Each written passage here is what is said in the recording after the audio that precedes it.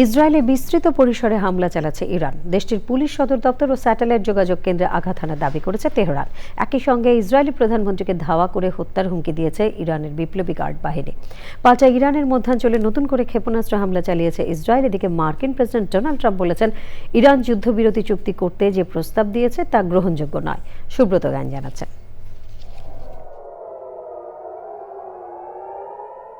যুক্তরাষ্ট্র ইসরায়েলের সঙ্গে ইরানের পাল্টাপাল্টি হামলার বারুদের গন্ধ ছড়িয়ে পড়েছে পারস্য উপসাগর থেকে আরব সাগর পর্যন্ত। ইসরায়েলে বিস্তৃত পরিসরে ক্ষেপণাস্ত্র ও ড্রোন হামলা চালাচ্ছে ইরান। এমনকি ইসরায়েলের পুলিশ সদর দপ্তর ও স্যাটেলাইট যোগাযোগ কেন্দ্রে আঘাত হানার দাবি করেছে ইরানের বিপ্লবী গার্ড বাহিনী IRGC। হামলায় শতাধিক আহত হওয়ার কথাও জানিয়েছে ইসরায়েলি সংবাদ মাধ্যম। চলমান যুদ্ধের মধ্যে ইসরায়েলি প্রধানমন্ত্রী বেনয়ামিন নেতানিয়াহুকে ধাওয়া করে হত্যা করার অঙ্গীকার করেছে ইরানের বিপ্লবী গার্ড। রোববার IRGCর নিজস্ব ওয়েবসাইট শেফা নিউজে প্রকাশিত এক বিবৃতিতে জানানো হয়, পূর্ণ শক্তি দিয়ে নেতানিয়াহুকে ধাওয়া ও হত্যা করার প্রচেষ্টা চালিয়ে যাবে তারা।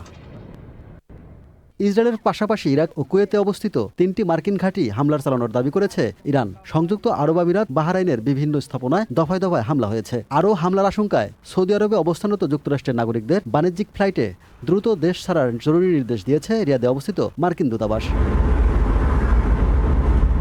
তেহরানের পর ইরানের মধ্যাঞ্চলে হামলার পরিধি বাড়ানোর কথা জানিয়েছে ইসরায়েলি সেনাবাহিনী। যুক্তরাষ্ট্র ও ইরানের যৌথ ক্ষেপণাস্ত্র হামলায় ইরানের ইস্পাহাক প্রদেশে 15 জন নিহত হওয়ার খবর পাওয়া গেছে। মার্কিন প্রেসিডেন্ট ডোনাল্ড ট্রাম্প বলেছেন, যুদ্ধ বন্ধে ইরান যে প্রস্তাব দিয়েছে তা গ্রহণযোগ্য নয়। এই মুহূর্তে যুদ্ধবিরতির বিষয়ে যুক্তরাষ্ট্র প্রস্তুত নয়। এর আগে খার্ক দ্বীপে সব ইরানি সামরিক স্থাপনা গুড়িয়ে দেওয়ার কথা জানান তিনি। এমনকি হরমুজ প্রণালী দিয়ে জাহাজ চলাচলে বাধা দিলে দ্বীপটির জ্বালানি স্থাপনাতেও হামলার হুমকি দেন ট্রাম্প। তেহরানের দাবি, মার্কিন ও ইসরায়েলি বাহিনী শাহেদ ড্রোন নকল করে তুরস্ক, কুয়েত ও ইরাকের মতো বন্ধু দেশে হামলা করে ইরানের উপর দোষ চাপাচ্ছে। Subrata Gain, channel I.